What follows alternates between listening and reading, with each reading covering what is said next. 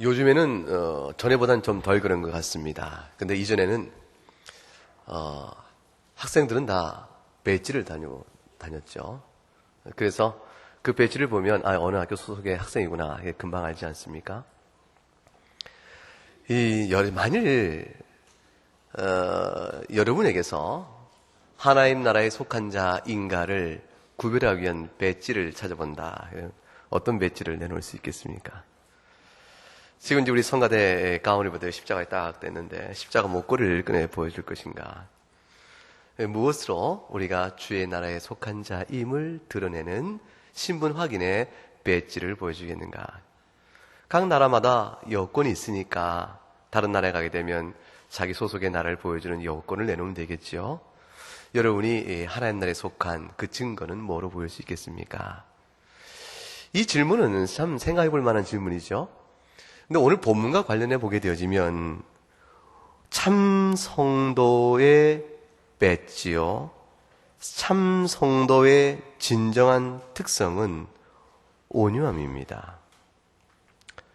주님이 지금 말씀하시는 온유함은, 온유한 자는 복이 있다 하셨던 이 온유함은 우리가 심령이 가난한 자나 또는 애통한 자와 이어져 나오는 흐름 안에서 이 온유함이 그저 자연적인 기질이나 성품이 아닌 것을 금방 알 수가 있습니다.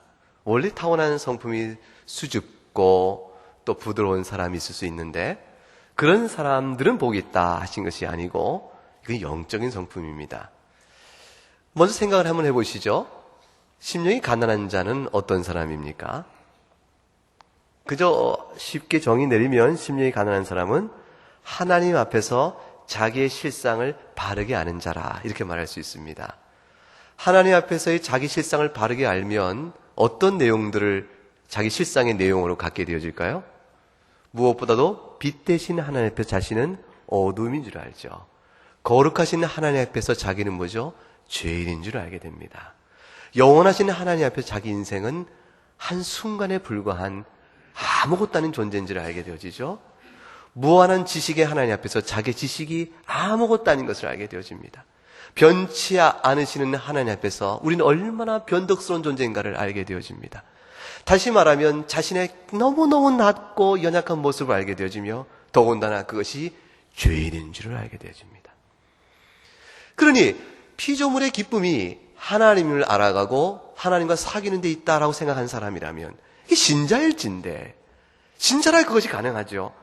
참 성도라면 그 하나님과 사귐이 자신의 기쁨이요 행복이기 때문에 주님과 더불어 교통하기를 원하는데 하나님 앞에 자신의 실상이 도무지 하나님과 사귈 수가 없는 존재인 걸 알게 되는 거죠. 그러면 어떡합니까? 가슴이 아픈 거죠. 애통하게 된 겁니다. 이렇게 애통하는 사람이요 심령이 가난한 자가 어떠한 인격적 성품을 갖습니까? 물어보면 온유함이라 이렇게 말씀할 수 있는 겁니다. 성도는 참 성도의 모습을 우리가 무엇인고 이렇게 한번 상상해 볼 때 여러 가지 다양한 상상이 가능하겠지만 무엇보다도 온유함입니다. 노함의 격정보다는 눈물의 깊은 삼킴, 눈물의 열정이 훨씬 성도다움에 가깝습니다. 성도는 그리스도의 신부라고 일컫죠. 근데 그리스도 신부가 이렇게 잘 예쁘게 차려입고 나와서 시끄럽게 떠들고 성질을 막 부려대면 어떻게 되겠습니까? 신부하고 잘 어울립니까? 안 그렇잖아요. 누구나 다 신부는 부드럽고 온유하며 도무지 화를 낼 줄 모르는 사람인 줄 착각하고 혼인들 합니다. 살다 보면 이제 그렇지 않다는 걸 물론 알지만 되게 엄마가 되면 더 이상은 안 그런 것 같아요. 엄마가 되면 자식 놓게 되면 그 순간부터 변해버리더라고요. 애에 대해서 참지 못하고 조급해지고 그리고 아이를 교육시키면서 처음에 든 매가 나중에 점점점 자기 스스로 화를 불러서 격정적인 모습으로 변해가는 모습을 보면서 아내가 맞나 이럴 때가 있는 거죠. 남편은 뭐 별다른가 그렇지 않습니다만 마찬가지입니다만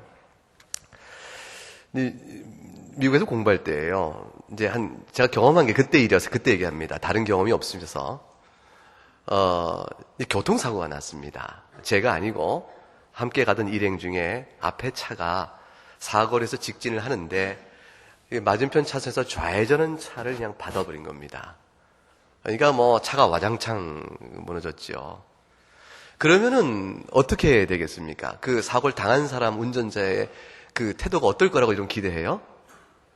소리를 지르면서 눈이 있는 애 없는 애 하면서 정신을 뭐에 두고 다니냐 그러거나 아니면 뭡니까?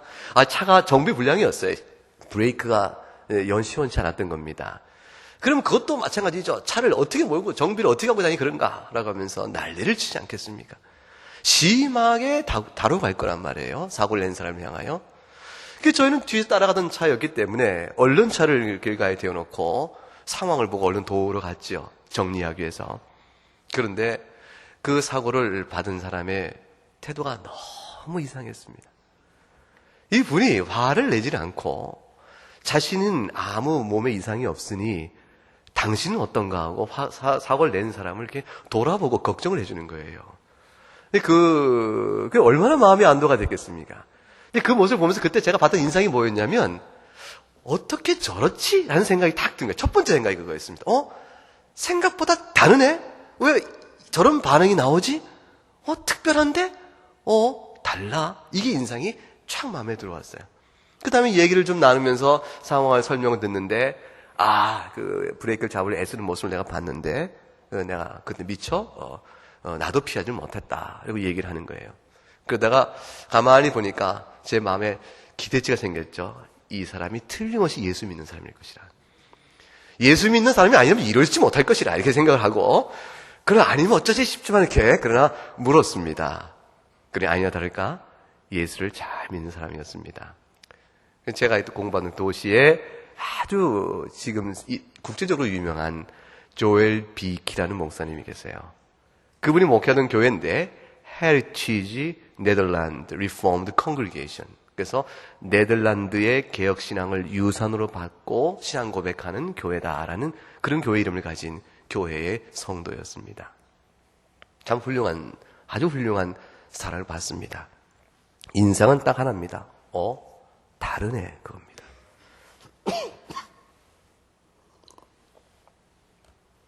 성도가 성도임을 드러내는 표지라는 것은 또 배지라는 것은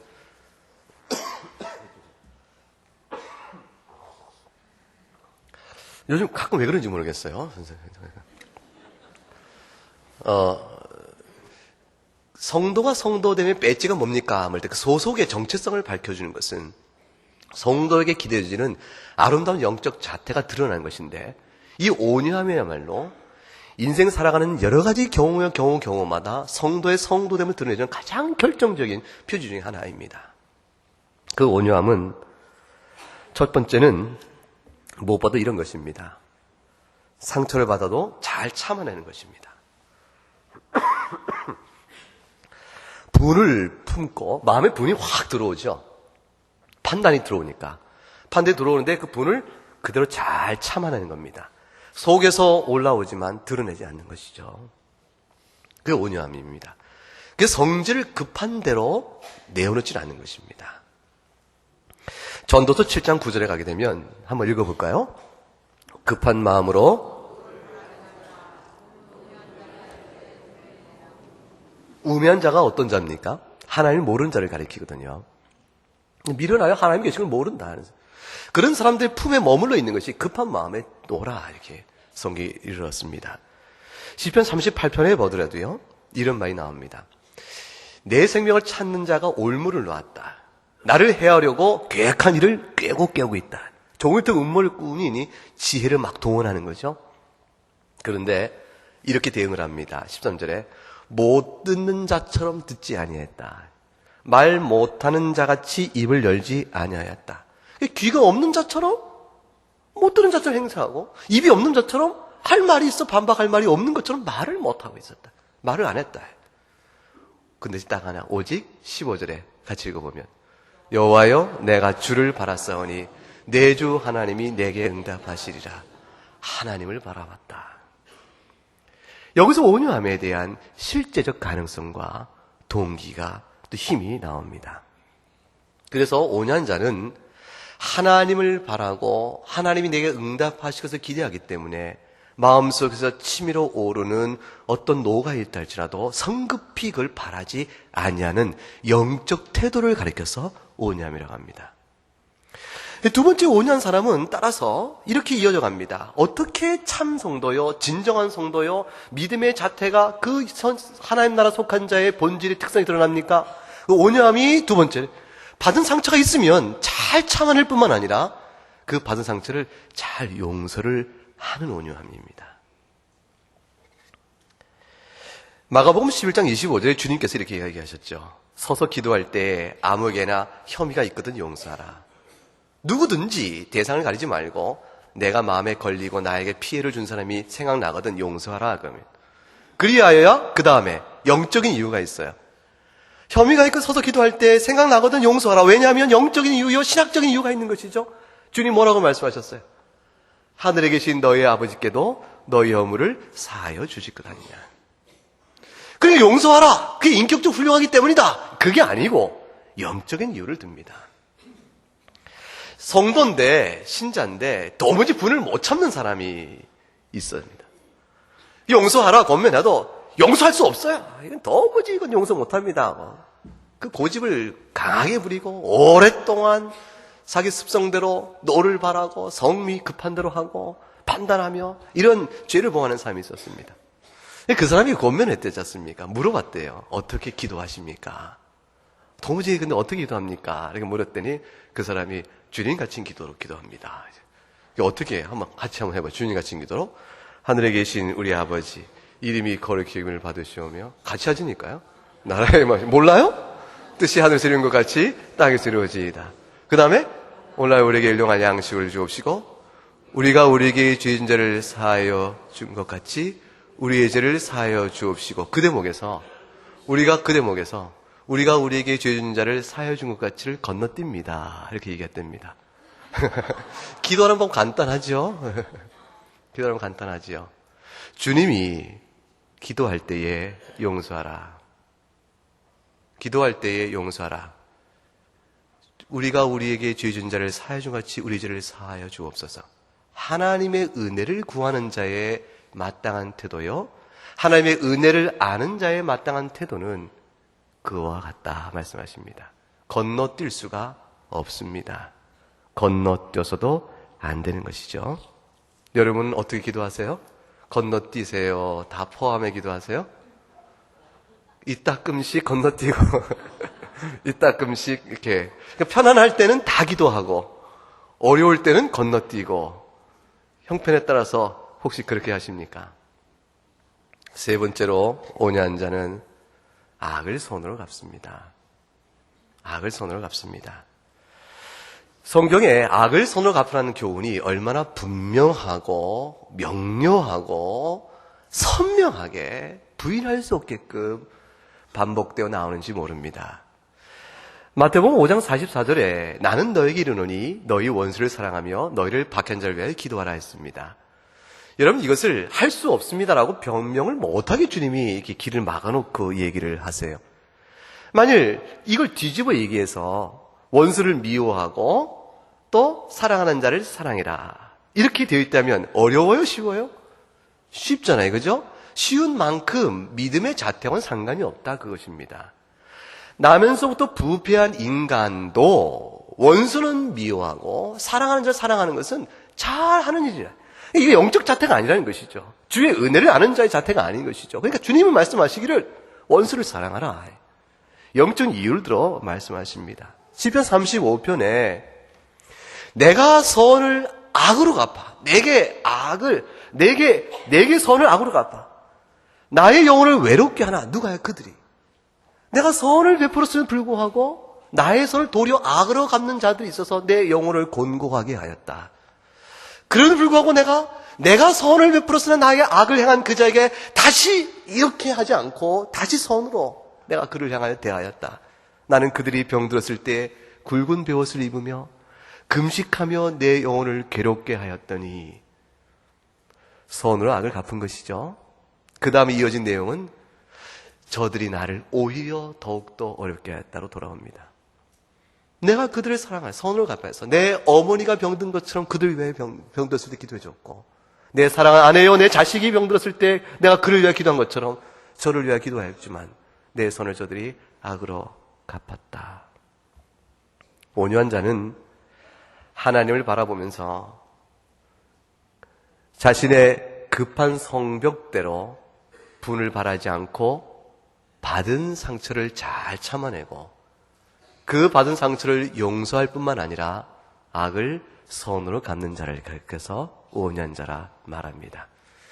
세상에 이렇게 사는 사람이 있겠습니까? 아무리 예수 믿는 사람이라 할지라도 이렇게 질문할 법하죠.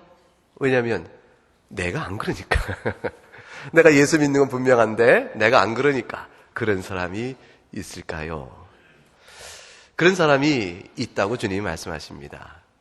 그리고 그런 사람을 성경에 기록해 놓으셔서 이 사람을 보라 말씀하십니다. 여러분, 온유함에 대한 교훈을, 또는 겸손함에 대한 교훈을 우리가 나눌 때에 성경에 반드시 드러나는 가장 대표적인 구절이 하나 있습니다. 민수기 12장에 있죠. 여러분 잘 아시는 구절이에요. 2절 말씀 같이 읽어봅니다. 이 사람 모세는 온유함이 지면의 모든 사람보다 더하니라. 이 말씀 유명하죠? 아시죠? 모세는 온유함이 지면의 모든 사람보다 더하니라 했으니 모세가 어떻길래 그랬을까? 어떻길래 그랬을까? 어떤 상황인데 저런 하나님의 말할 수 없는 칭찬을 받았을까? 우리가 궁금하지 않을 수가 없습니다. 근데 저는 굉장히 궁금했습니다. 민수기 12장을 읽어서 이 13절을 볼 때마다 도대체 왜 모세가 이 상황에서 하나님의 이 칭찬을 받았을까? 이 상황은요, 뜻밖의 모세가 너무너무 잘했는데 다른 사람이 너무 악한데 그래서 모세가 이런 상처를 받았다. 이렇게 대조되는 상황이 아니고 오히려 도입의 부분이 참 애매하게 됩니다. 그것은 모세가 구스 여인을 취한 내용의 발단이에요. 구스 여인이 이디오피아 여인이거든요. 그러니까 애굽에서 출애굽할 때 이스라엘 히브리 족속만 나온 게 아니고 허다한 잡족들이 따라 나왔다. 이렇게 성경에 기록된 바에 비하면 다른 족속들도 함께 하나님의 권능과 위로를 바라보면서 그냥 막 쫓아 나온 것이죠. 여호와 하나님을 섬기겠다고 나온 것이죠. 그 중에 여러 사람 섞여 있었는데 모세가 히브리 민족 중에서 여자를 취하지 아니하고 구스연을 취한 일이 발생해 버렸어요.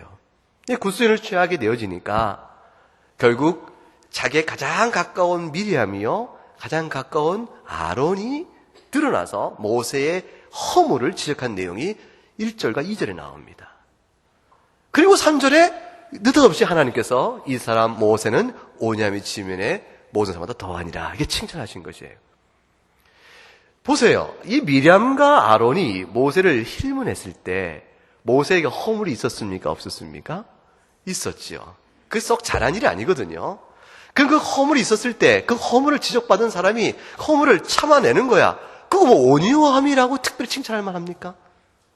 억울하고 속이 상하고 그런 일이 없는데 그럴 때 얘기를 들어도 참아내야 이렇게 우리 온유함이 커다 할 수 있는데 제가 궁금히 여겼던 것은 그런 거였죠. 그래서 성경을 연구해보고 생각해봤는데 결국 제가 이해한 답은 이거였습니다. 2절에 답이 나옵니다. 민수기 12장 2절 말씀에 미리암과 아론이 들어서 모세를 이렇게 얘기해요. 하나님께서 모세하고만 말씀하였느냐? 하나님께서 모세하고 말씀하셨느냐? 우리와도 말씀하지 않았느냐? 우리와도 말씀하지 않았느냐? 이렇게 묻죠. 그것이 단서입니다. 여러분, 아주 중요한 교훈을 받습니다. 온유함에는 오주하지 않을 수 없는 마지막 보루요, 한계요, 어떤 건드릴 수 없는 아크레스건이 있다. 이런 거 없습니다. 그걸 핑계할, 온유하지 않을 핑계할 만한 그것이 없습니다. 지금 미리암과 아론이 모세 개인의 허물을 들어서 모세에게 말하고 있는 것은 사실은 단순한 개인의 허물이 이스라엘 지도자로서 부족하다는 측면에서 말하는 것을 넘었습니다. 왜냐하면 하나님이 너희 무슨 모세하고만 말했느냐? 우리와도 말씀하지 않았느냐? 이 말은 미리암과 아론이 지금 모세 개인의 허물을 지적하면서 뭘 들고 있죠? 자신들의 하나님과의 관계에 대한 특별한 영적 권위를 제시하고 있단 말이죠.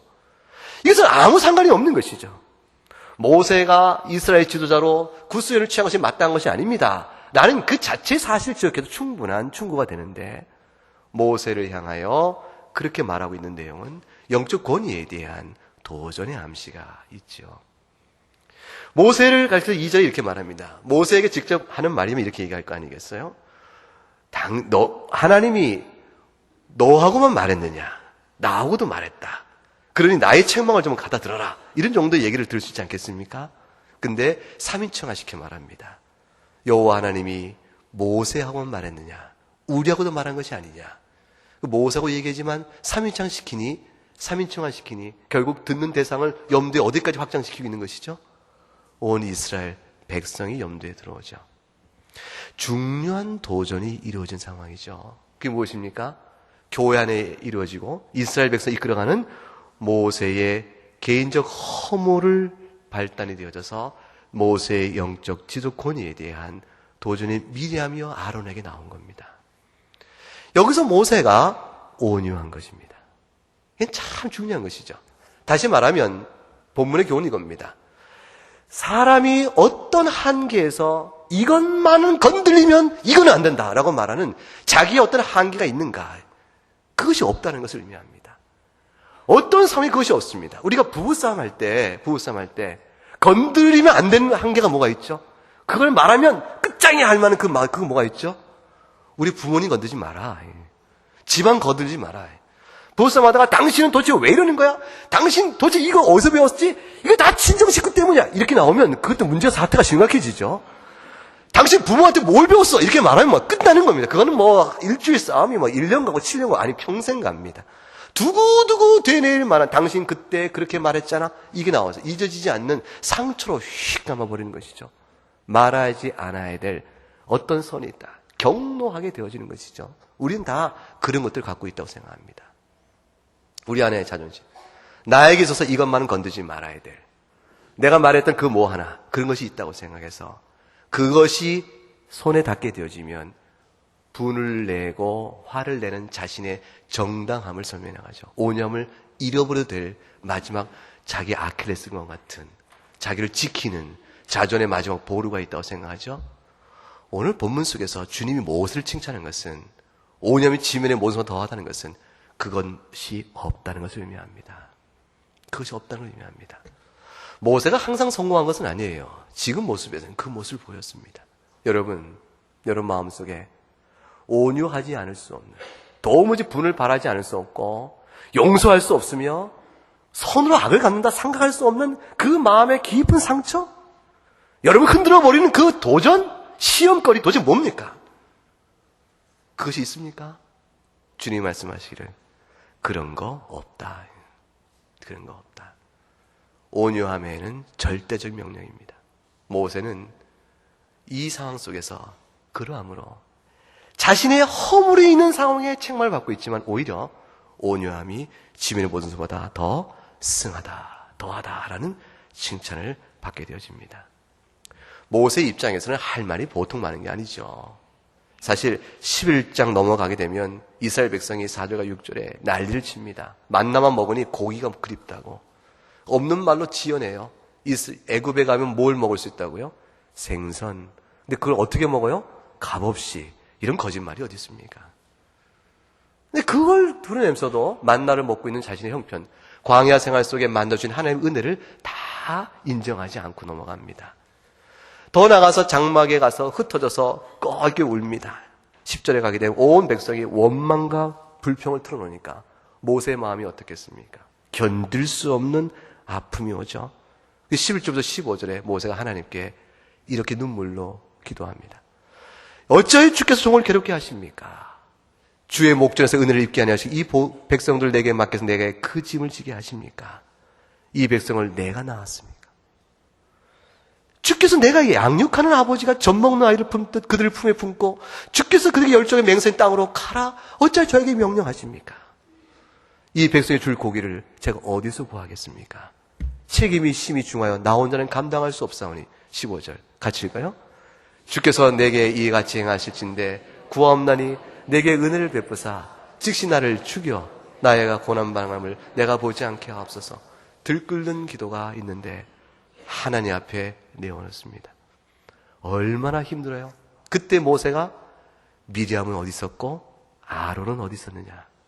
미리암과 아론에게 말할 수 있겠죠. 당신은 내가 그때 얼마나 힘들게 살아온 줄 알아? 애 양육시킬 때 당신은 어디 있었어요? 애 기를 때 당신 한 일이 어디 있지? 내가 교회를 위해서 봉사할 때 당신은 어디 있었어? 내 마지막 자존심 그거 당신 건들면 돼? 가정에서의 문제나 직장에서 문제나 교회에서 문제나 모든 인간관계 문제 속에서 마지막 건들면 안 되는 거 하나 붙들고 있을 때 그때 당신은 뭐 했다고 지금 나한테 이러는 것인가? 우리 안에 잡고 있는 거 하나 있잖아요. 여러분 마음에 갖고 있는 거 하나 있지 않습니까? 그거 하나가 주님 앞에서 모세가 기도로 하랬죠. 그러나 끝까지 분을 바라지 않으면 온유함이 모든 사람보다 더하다. 이렇게 얘기하신 것이죠. 한 사람 더 보면요. 주님이 몹시 사랑하는 칭찬하는 사람, 모세만큼 칭찬하시는 사람. 다윗이죠. 다윗의 경우를 한번 들어보면 이 온유함이 뭔가 하는 것을 또 생각할 법한 아주 중요한 경우를 봤습니다. 다윗이 사랑하는 압살롬 자기 아들에게 내어 쫓깁니다. 이 얼마나 지금 이게 엄청난 일이 벌어졌어요. 이제 반역이 일어난 거죠. 예루살렘 성을 도망갑니다. 일정한 부하 좀 데리고 밤에 도망해버려요. 도망하는 그 일을 보고 그 도망하는 처참한 참 슬프고 비참한 모습을 가는 모습을 보고 사울의 한 친족이었던 시므이가 나타나서 다윗을 손가락으로 조롱합니다. 조롱하며 말기를 피 흘린 자여 다윗을 가리키는 말이에요. 사악한 자여 다윗을 가리키는 말입니다. 가거라. 꼴 좋다. 이제 네가 사울 족속을 모든 피를 여호와께서 내게 돌림으로 네 책임을 물었다. 라고 시므이가 와서 다윗을 조롱과 경멸한 멸시를 보냈다고요. 어떻게 반응해야 될 것 같습니까? 다윗의 부하인 아비새가 탁 등장합니다.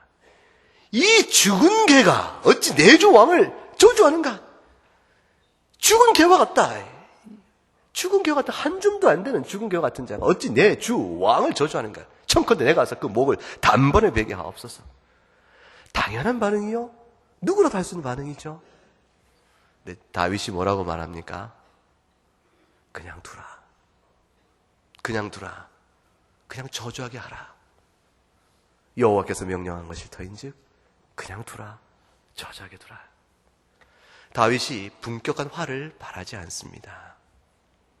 도대체 우린 궁금한 것입니다. 모세의 심령 속에 무엇이 있기 때문에, 다윗의 심령 속에 무엇이 있기 때문에 그 온유한 성품을 드러낼 수 있었을까? 그 상황에서 궁금하죠.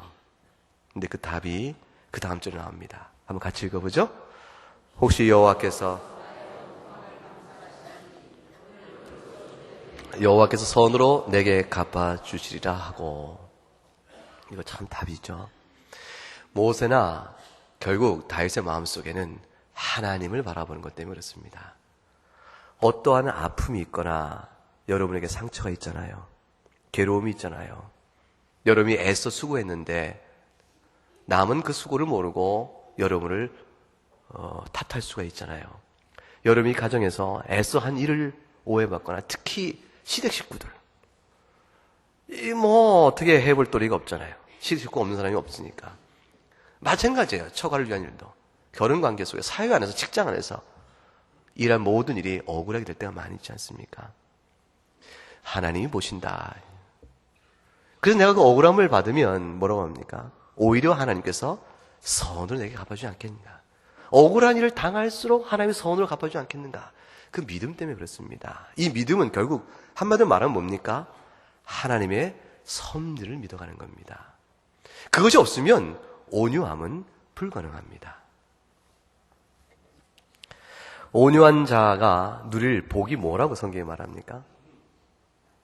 땅을 기업으로 받을 것이라. 그러니까 부동산 자산이 늘어날 것이라. 이렇게 이해하면 좋겠죠? 틀리죠. 상식에 어긋나는 걸 금방 알 수 있죠. 그런데도 참 이상합니다. 온유한 자는 복이 있다 하셨으니 이 온유한 자는 예수를 믿는 사람이다. 그러므로 예수 믿는 사람은 땅을 기업으로 받으니 예수를 잘 믿으면 땅 부자가 될 것이라. 아멘 하면 여러분 아멘 하겠습니까? 안 하겠습니까? 솔직하게 말해보세요. 아멘 하고 싶어요? 안 하고 싶어요? 아멘 하고 싶죠? 근데 참 실망스럽게도 사실이 아니고 진리가 아닙니다. 주님이 온유한 자에게 주시는 복은 여러분의 부동산 자산이 증식되도록 하는 것이 결코 아닙니다. 히브리서 11장 13절에 가게 되면 성도는 어떻다고 말합니까? 믿음을 따라 죽는다 됐습니다. 믿음을 따라 살다가 잠깐 살다가 죽는다. 그 믿음을 따라 산다는 말이 무엇입니까? 했더니 약속을 바라며 사는 사람들이라. 그 약속된 일이 아직 이루어지지 않아도 멀리서 바라본다 되어 있습니다. 소망을 바라보면서 그 약속을 손에 다 붙들고 그 믿음을 바라보며 삽니다. 이 약속이 가리키는 은택, 그 행복이 무엇인지 멀리서 바라보면서 기뻐하고 그로 인해서 사는 사람들이라. 그래서 그 사람들은 땅에서 살면서 외국인이여 나그네로 자기를 자처하고 증언한다 되어 있습니다. 여러분, 요 뒤 선릉 맞은편 뒤에 가면 강남 등기소가 있습니다. 혹시 그곳에 자기 이름이 있는지 모르겠습니다. 땅에 있으시면 이름이 있겠죠. 여러분, 강남 등기소에 이름 올린 그 땅 주인들은요, 잠깐 있다가 사라질 이름들입니다. 그 땅이 그 사람들 것이 아닙니다. 여러분 가운데서 땅을 갖고 있는 분, 아니 목사가 오늘 별소리 다 하네. 내 땅이지 왜 내 땅이 아니라고 그러죠. 여러분은 사는 동안 여러분 땅이겠죠. 그러나 궁극적으로는 여러분 땅이 아니죠. 잠시 여러분 이름을 갖고 있는 땅일 뿐이죠. 곧 믿음을 따라 죽는 성도도 마찬가지입니다. 결국 우리는 외국인과 땅 나그네로 증언하며 우리의 나갈 본향을 바라보죠. 그 본향에 우리의 참된 거주할 땅이 있죠. 그렇기 때문에 5년 사람은 복이 있나니 저가 땅을 기업으로 받을 것이라는 말은 이 땅에서의 매우 실망스럽지만 죄송하지만 부동산 자산이 아닙니다. 그러면 그 땅은 무엇입니까? 여러분, 예수님께서 승천하기 직전에 제자를 불러놓으시고 하나님 아버지께서 예수께 준 권세가 뭐가 있다고 그러죠? 하늘과 땅의 권세를 내게 주셨다 이렇게 말씀하시죠. 온 땅은, 강남구의 땅은 예수님 겁니다. 이 나라의 땅도 예수님 것이고 이 지구의 모든 땅도 예수님 것이고 온 우주가 주의 것입니다. 예수를 믿어 그 믿음으로 온유케 되어지는 성령을 갖고 사는 사람은 주께 속해 있죠. 주님께 속해 있으므로 주의 왕적 통치에 참여자가 되어지죠.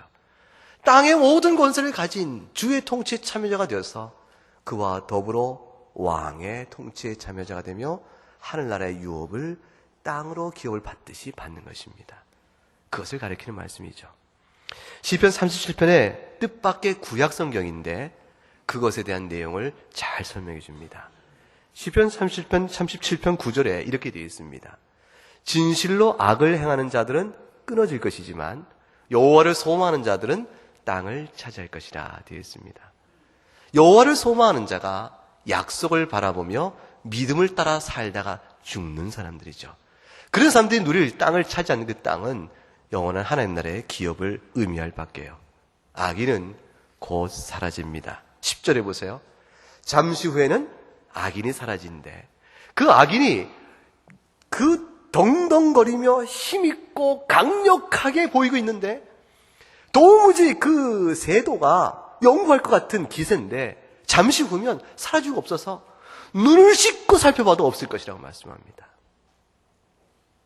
11절. 그런데 온유한 자들은 땅을 차지하고 풍성한 화평으로 즐거워하리라. 우리 교회 이름이 나오네요. 화평교회 그러면 즐거워. 풍성한 은혜가 있고. 보세요. 온유한 자들은 그러나 사라지지 아니하고 땅을 차지하며 풍성하며 즐거워할 것은 하나님이 영원토록 그들을 붙들 것이라는 약속의 말씀을 주고 계신 것이죠. 22절 결론에 37편에 읽어보십시다. 주의 복을 받은 자들은 땅을 차지하고 주의 저주를 받은 자는 끊어지리라. 주님이 이 말씀을 구약에서 끌어오셔서 5년 자는 복이 있다. 땅을 기업으로 받는다 말씀하신 겁니다. 어떻게 살아야 되고 사물을 보는 눈을 어떻게 가져야겠습니까? 사태를 어떻게 경험하는 여러분의 모든 경험들을 어떻게 해석해야겠습니까? 어떻게 풀어가야겠습니까? 어떻게 대응해야겠습니까? 여러분 안에 예수 그리스도가 있다면, 그리스도가 여러분 안에 있다면 어떻게 사시겠습니까? 시편 1절과 2절이 우리에게 교훈을 줍니다. 읽어봅니다. 악을 행하는 자들 때문에 불평하지 말며 불의를 행하는 자들을 시기하지 말지어다. 그들은 풀과 같이 속히 배임을 당할 것이며 푸른 채소같이 쇠잔할 것이미로다. 여러분, 한계 상황은 없습니다. 하나님 앞에서 변명할 만한 한계 상황은 없습니다.